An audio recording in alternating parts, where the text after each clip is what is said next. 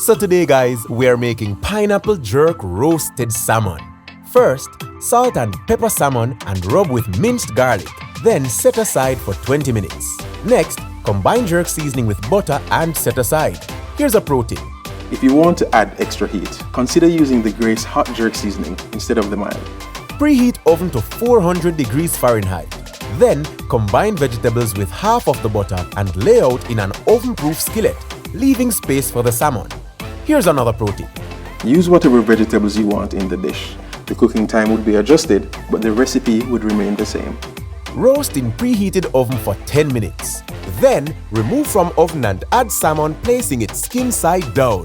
Cover salmon with remaining butter, top with diced pineapple and roast for 8 to 10 minutes depending on the thickness of the salmon. Here's another pro tip.